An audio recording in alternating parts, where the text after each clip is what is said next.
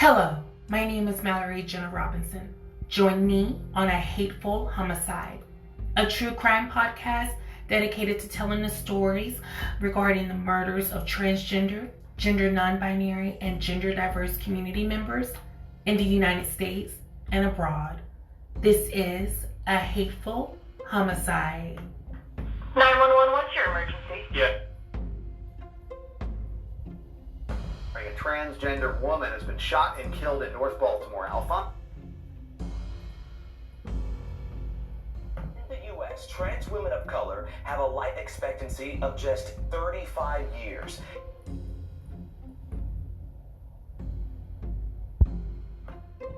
This happens on a daily. Another one of my friends got killed right up the street from here. These cases are true. The victims are real, and their voices matter. This is A Hateful Homicide.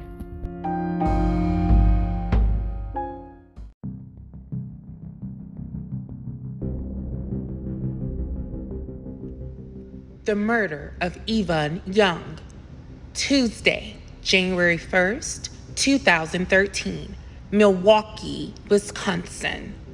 Mike and Carol, the roommate told police that the man left his house here at 52nd and Custard, but now flyers like these are posted all throughout this North Side neighborhood.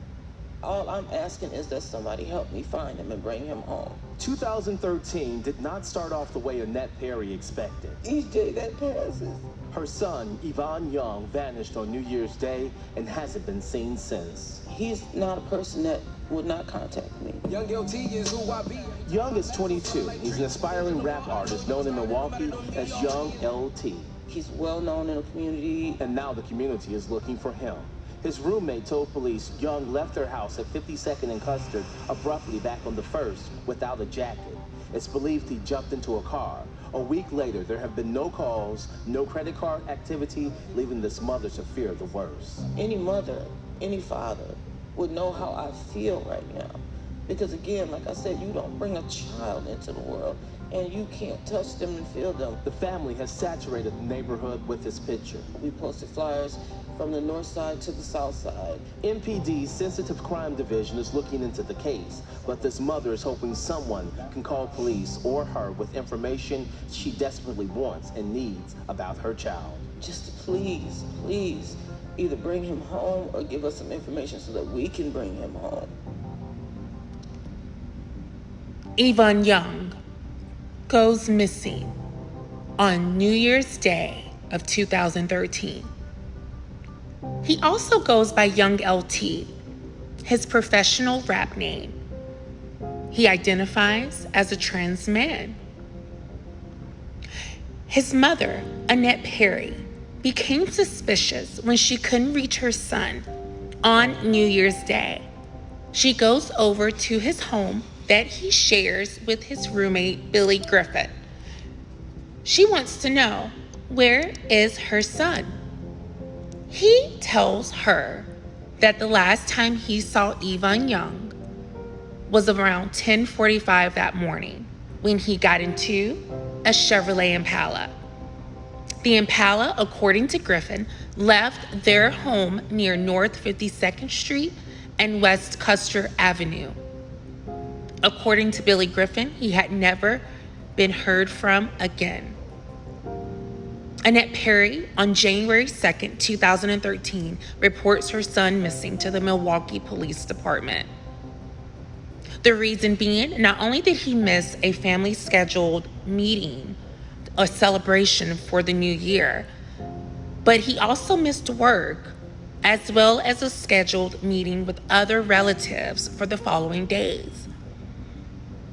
So, on January 4th, 2013, his roommate, Billy Griffin, is brought in for further questioning by the detectives.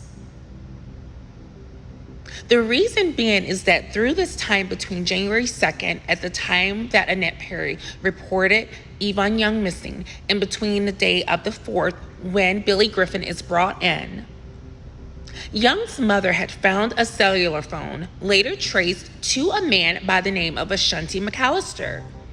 This phone was found outside of the home that both Billy Griffin and Evon Young shared. So, when the detectives brought in Billy Griffin, they asked him, "Who is Ashanti McAllister?"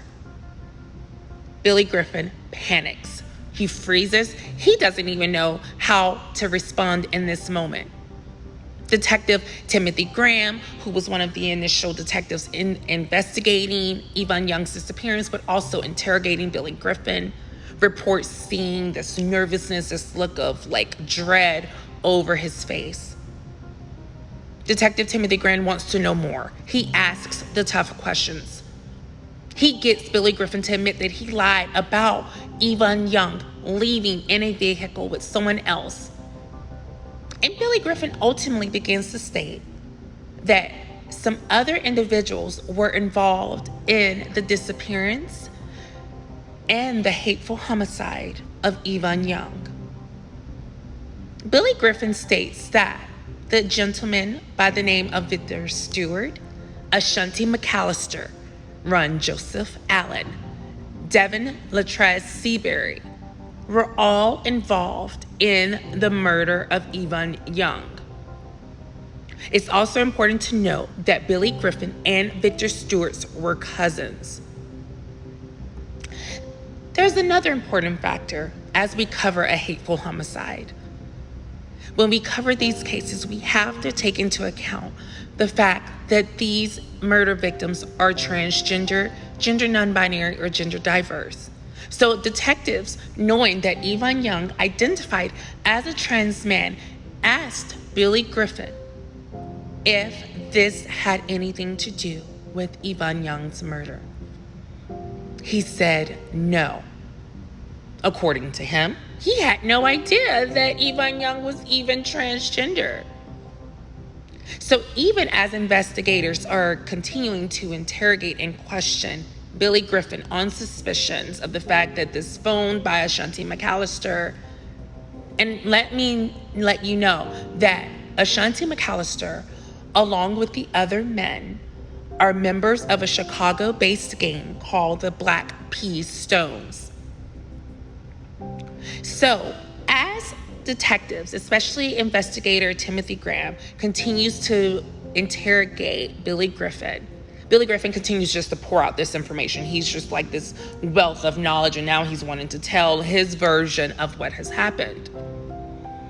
He also goes into further statements during the interrogation, and he tells investigator detective Timothy Graham that himself and the 4 other men took Young into the basement of the house that he shared with Young.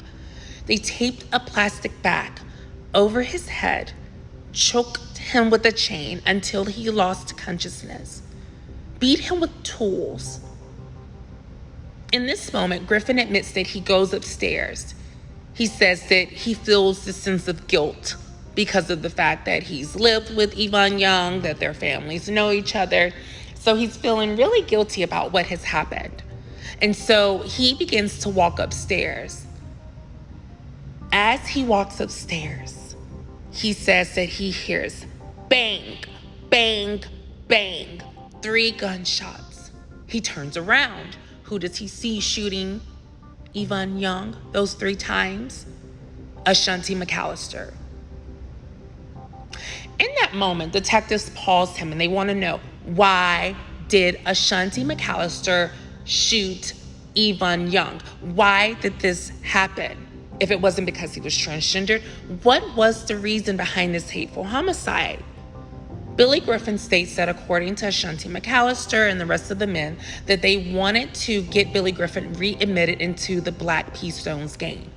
But also Billy Griffin had been talking to Ashanti McAllister, his cousin Victor Stewart, and all of them were talking about the fact that Griffin had believed that Evon Young had been stealing stuff from him, that he had been taking merchandise and electronic items and selling it out of the home, and Griffin felt betrayed. He confides in Victor Stewart. Victor Stewart, who's also a member of the Black Peas Stone gang, confides in Ashanti McAllister, who then develops a plan and a plot to murder Evon Young. And by doing so, this would then give Billy Griffin street cred. Detectives' mouths drop. Griffin then continues to state that he recalls them all going into the basement after removing Young's body and cleaning it with bleach. That they rolled his body up in a sheet, placed it in Victor Stewart's car. He takes this car from his girlfriend, his wife, Victor Stewart's wife, who he had been having marital problems with. And so she had reported the car missing on January 1st. Now, what happened to the car? I'm going to tell you in just a moment. But what they do is that they go in Victor Stewart's wife's car. They take the body to a trash bin in the 8100 block of North 84th Street in Menominee Falls, Wisconsin. They dump the body there and set it on fire.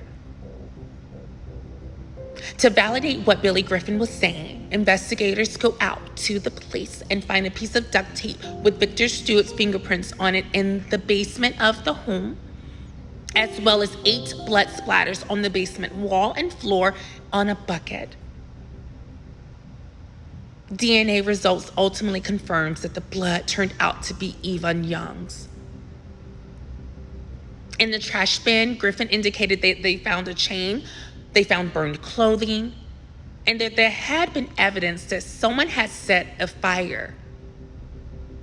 Authorities also believe that Young was shot with a .22 caliber semi-automatic silver handgun owned by Bruce Christopher. The reason why the gun can be traced back to Bruce Christopher is because this is the last place that the gun had been located. When investigators brought in Bruce Christopher, he denies any knowledge of the Black P. Stones gangs. He does admit to knowing Victor Stewart, and he knows that Victor Stewart is a member, but he doesn't have any direct participation with the gang himself or with the homicide of Evon Young. And because of his statement and his admittance, he was not charged in connection with Young's death, but he did face charges for illegal possession of a firearm. So subsequently, Stewart and Seabury pleads guilty to second-degree reckless homicide. And they ultimately become star witnesses against Billy Griffin and Ashanti McAllister at their individual trials. Because Billy Griffin, even though he was the first to confess, he goes back and decides to not plead guilty. So he decides to take his case to trial.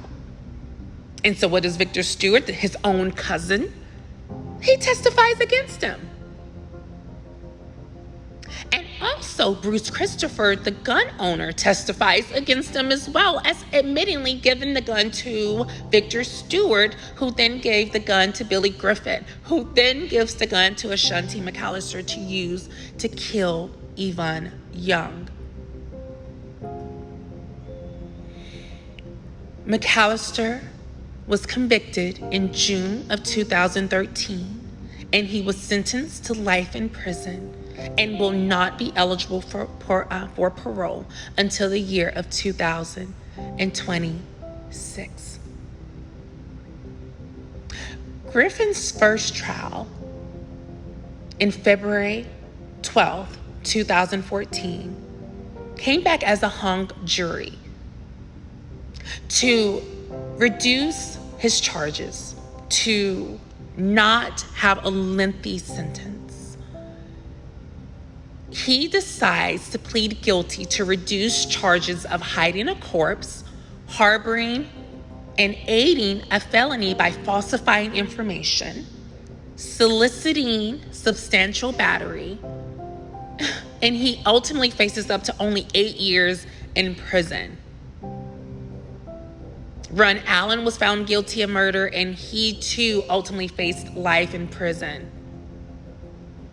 So as we continue to go through this case, it's important to really understand Evon Young.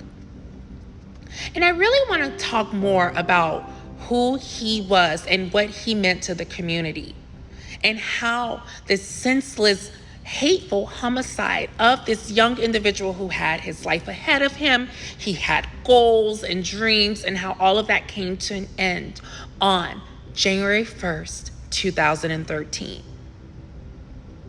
And though Evon Young's body has never been recovered, his memory continues to live on through his advocacy, through the work, through the music, through the connections that he's made through his mother and the foundations and so many other things that they are doing in the city of Milwaukee for Evon Young.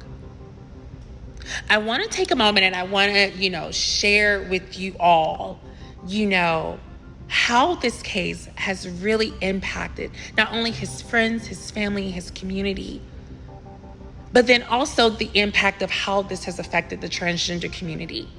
So many times we don't think about transgender men when we think about our community. And as a Black trans woman, I can speak on to the fact that trans men are often overlooked. And I wanted to highlight Evon Young's case because it's so important to really shed the importance of trans masculine presence. Evon Young was open and proud of who he was. And though he didn't disclose to everyone, he did have his inner circle who knew who he was and he stood in his truth. He had begun to develop facial hair, so he had begun his medical transition around the year 2009, and he was really instrumental in just making sure that the community was aware of how to be proud of who you are and to never give up on yourself. And he continued to do that, and he continued to raise awareness not only within his family, but throughout his community. And so as we continue to look into this case, I want to take a moment and really share with you how and what happened when these 5 men were charged into and for the murder of Evon Young. Story mystery partially solved. A rapper goes missing, and tonight investigators fear his body could be buried in a landfill. They think he was tortured and murdered by members of a violent gang and his body just thrown away like trash. Our Jeremy Ross has more from the newsroom tonight. The investigators say those connected to the murder tried to hide the brutal killing. The criminal complaint details bleach used to wash away blood and evidence burned. The police managed to find the remnants of a brutal crime. For weeks, a man was missing from his Northside home. 22-year-old Evon Young vanished January 1st. His mother, Annette Perry, his entire family, and his 12-year-old brother feared the worst. He has nightmares because he said he's not coming back. Wednesday, their nightmare became a reality. It's not. It's just not. 5 men are accused of playing a role in Young's disappearance. Prosecutors charged 37-year-old Ron Allen and 23-year-old Devin Seabury with first-degree intentional homicide. There was no reason behind it. There's nothing you could tell me that would make this right. Grief and pain begins to set in. Because he gave everything that he was. Court documents say Young's roommate, 26-year-old Billy Griffin, questioned him about a burglary the 22-year-old admitted to. Shortly after, 4 others visited Young's home, described by investigators as being part of the Black P-Stones, the street gang. One said Young couldn't be trusted. Investigators say the men took turns punching the 22-year-old. Young was taken into the basement, where court documents show Allen put a plastic bag over his head to kill him. Eventually, 2 men, including Allen, took turns strangling Young until he passed out, followed by gunshots. I don't want to know. I don't know how he was taken. I don't want to know the details. I just want to remember how he lived. Satisfaction guaranteed. On YouTube, the 22-year-old rapper went by the name Young LT. His family chooses to remember his love of music rather than the brutal crime 5 others are connected to. It is a waste. Because what can you get from it now?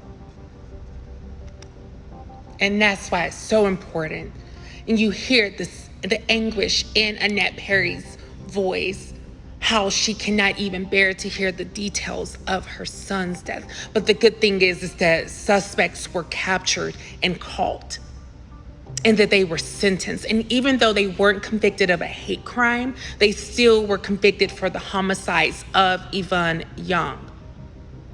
As we think about the trial and we look into this, and the deliberations and all of this that was going on into this case, it's so important to think about the jury selection, the deliberations, the ultimate results. I gave you the final outcome.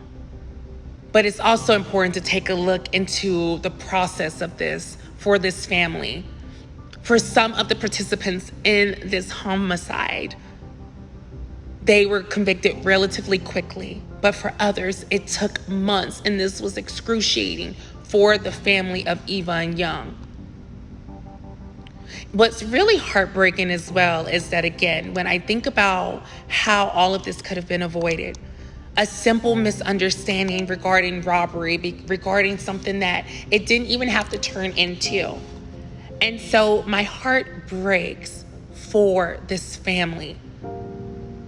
And even though it's been 8 years, it still doesn't go away. But let's take a moment and look into the jury selection for Evon Young. Strange murder trial underway today in Milwaukee for a case where investigators never found the victim's body. Though prosecutors are confident they can prove 22-year-old Evon Young was killed. Melissa McCready has the story. The jury selection is set to begin today for one of the suspects charged with murdering Evon Young.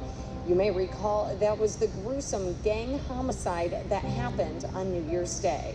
I'm faded Evon Young was an aspiring rapper known as Young LT, but on New Year's night at age 22, he was murdered in the basement of his Milwaukee house.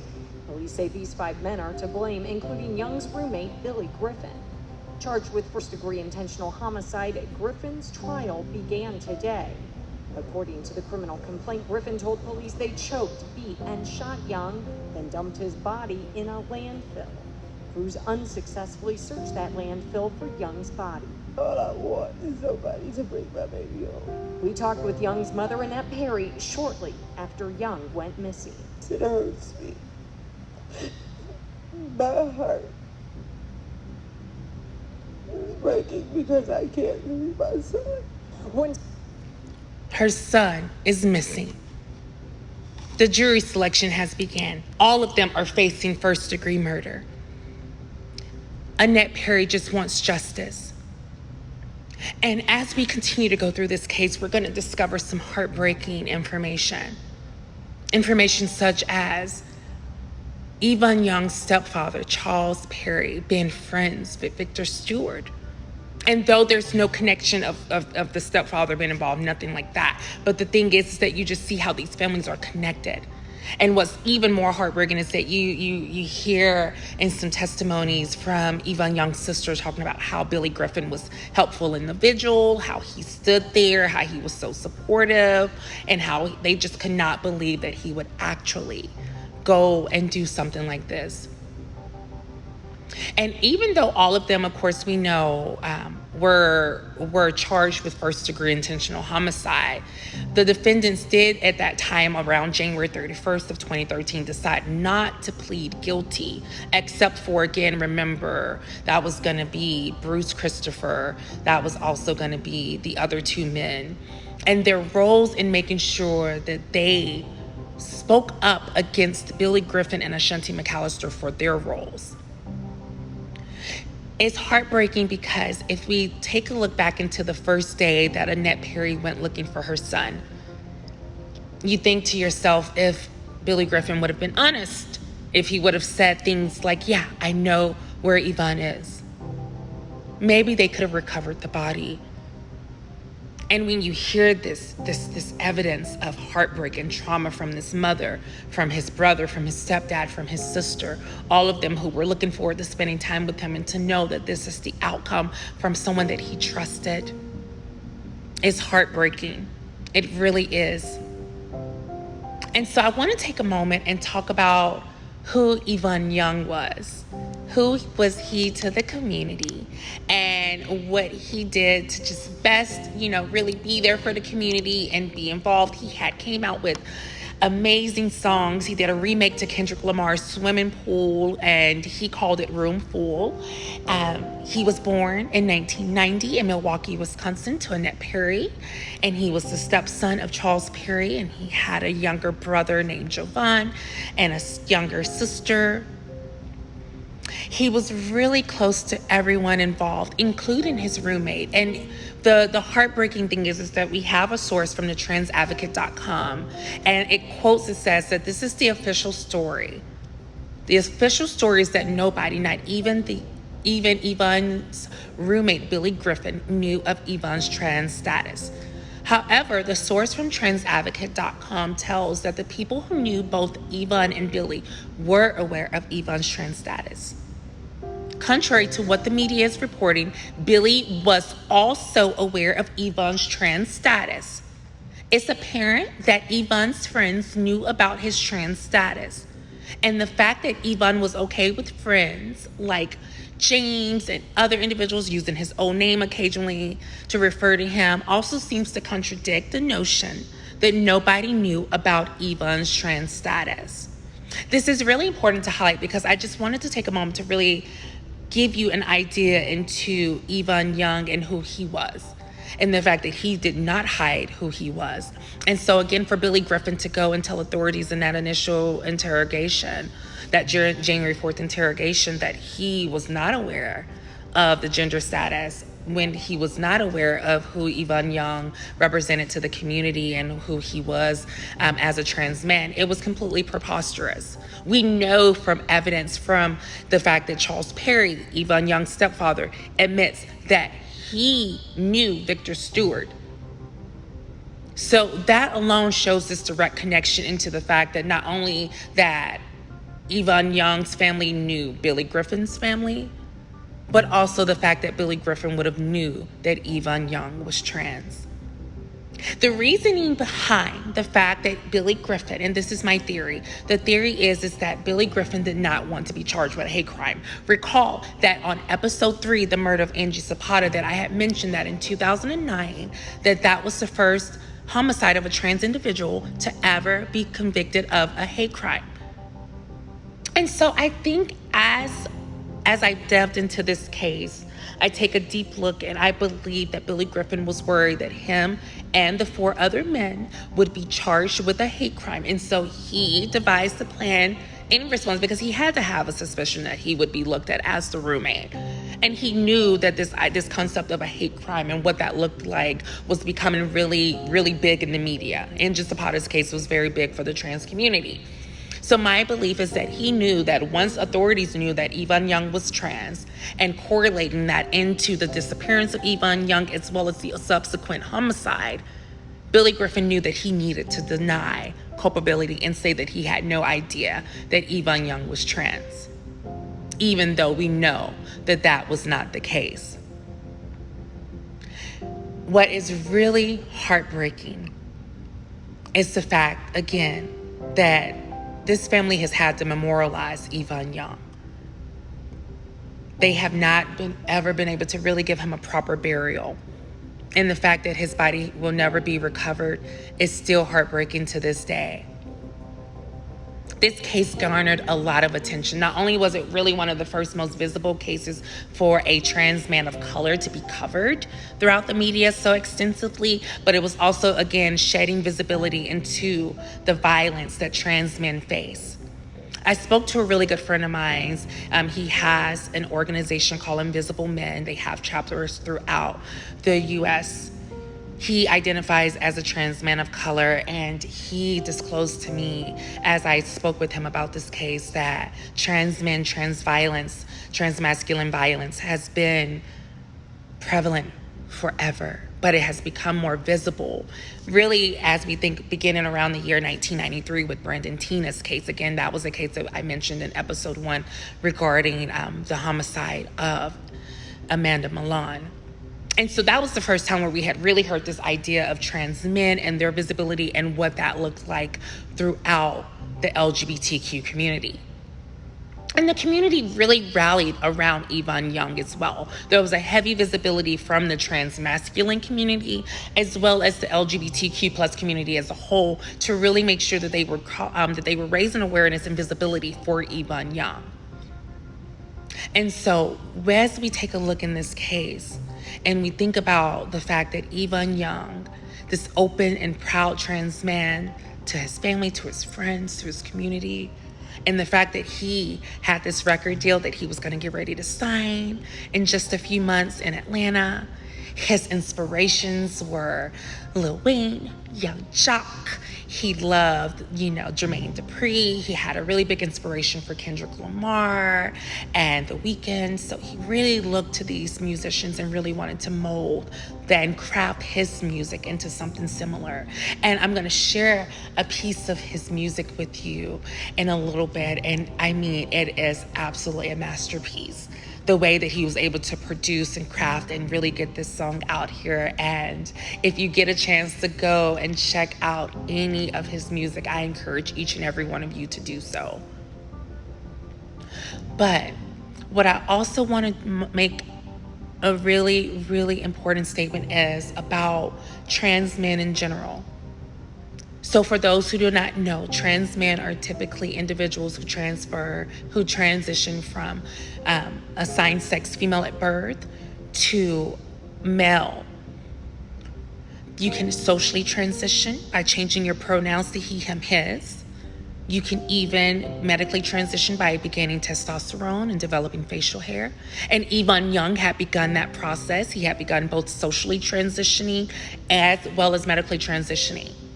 I want to also make another note that Evon Young oftentimes would also go by Evan. It's spelled the same. Some people pronounce it Evon, some people pronounce it Evan. Some sources, media sources, have pronounced it either way.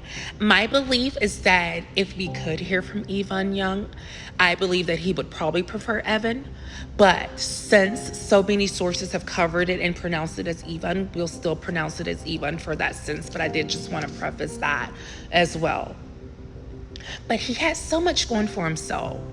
You know, the problem that Evon's family had come to, you know, they had come to the apartment to retrieve Evon's belongings.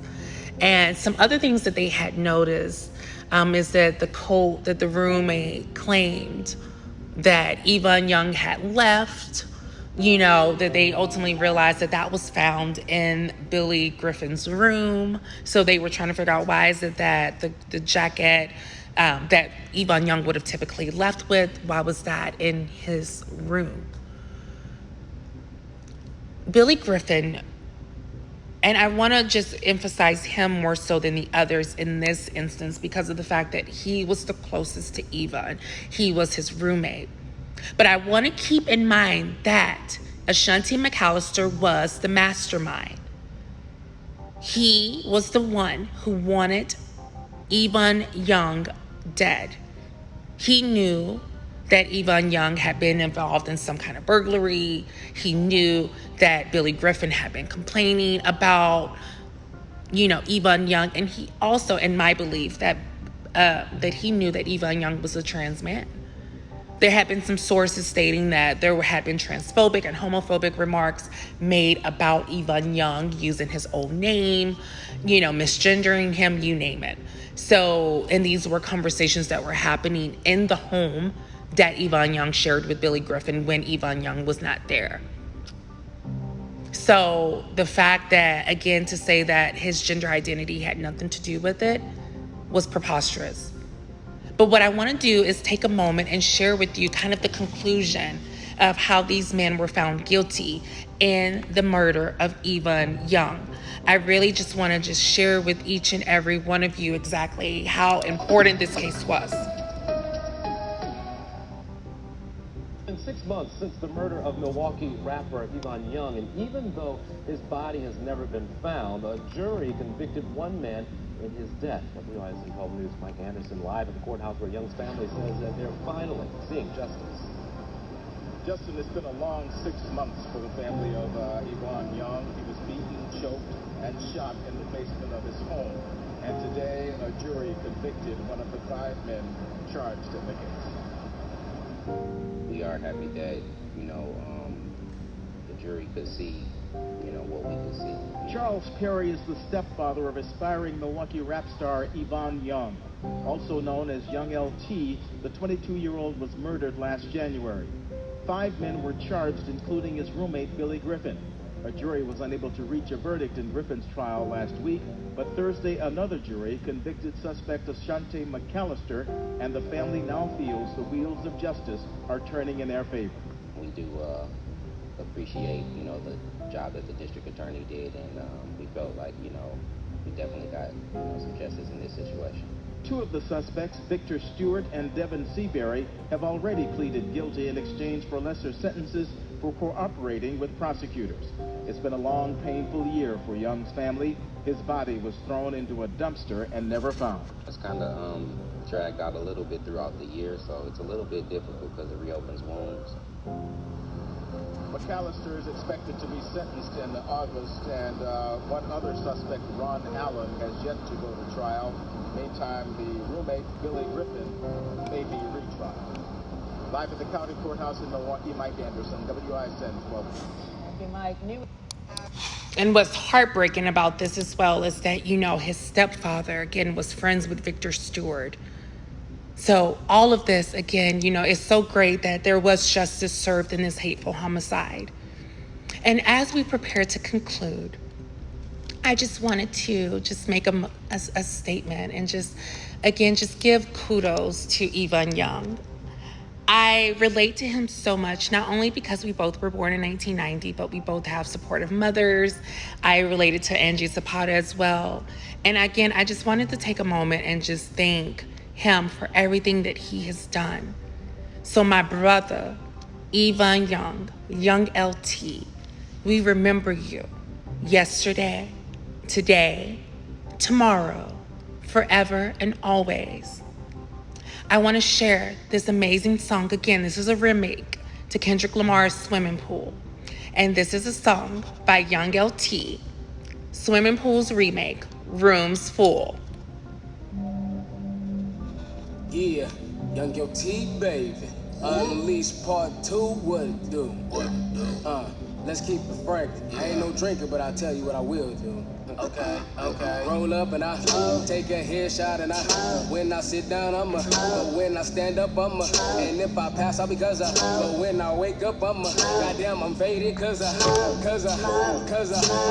Young LT is who I be. Every time I pass, I'm smelling like trees. Kendrick Lamar, I know you were started, no matter to me, all money is green. Hit my line if you need that pine, satisfaction guaranteed. Or we can match collab on a couple of tracks and roam the streets. I was born into this life, but the popularity, I had to adapt to my habitat, so I tried to get to the sweeter things. Drink silver and gold, blue good bag, big boy, I'm about that cream. Popped a couple of shells to Adidas, that's the flash reversing green. Nigga, why you playing around? Talking 2 and 3 blunts, I'ma show you how to get fucked up. You turn into a room full of loud where they hot boxing. Room full of loud where they hot boxing. Half a bottom draw and a half a bottom twist. I keep it frank, you ain't gon' catch no ranting bush. Because when you're in a room full of loud where they hot boxing. Room full of loud where they hot boxing. Roll up and I take a headshot and when I sit down, but when I stand up, and if I pass out because but when I wake up, goddamn, I'm faded cause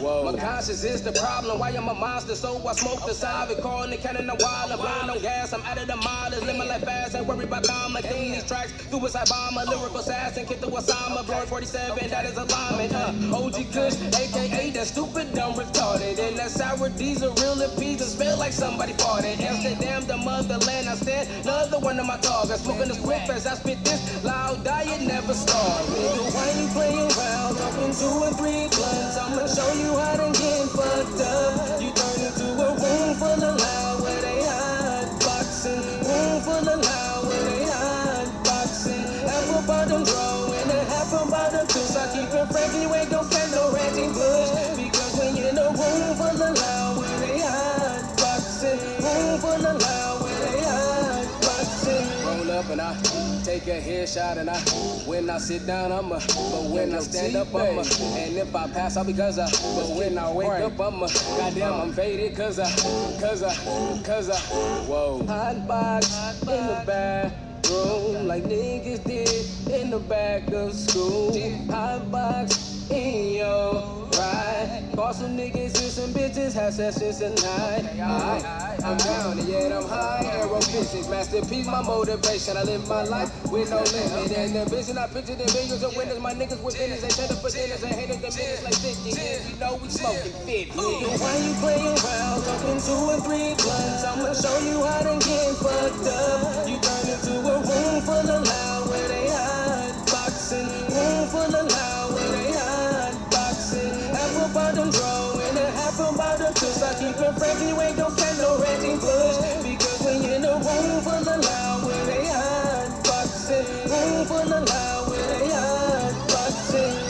I take a headshot and when I sit down, but when I stand up, We remember you, my brother. Evon Young. 1990 to January 1st, 2013. We remember you, my brother. Rest on. Thank you all again so much for listening to this episode of A Hateful Homicide. Please join us next Saturday at 12 p.m. Pacific Standard Time. And also follow us on Instagram at A Hateful Homicide. Like us on Facebook, A Hateful Homicide. Use the hashtag A Hateful Homicide, hashtag hashtag say hashtag transgender awareness, and hashtag suspenseful Saturdays. Again, thank you so much for taking the time to listen. Please continue to share. These cases are important. Their voices matter. Again, see you all next time on A Hateful Homicide.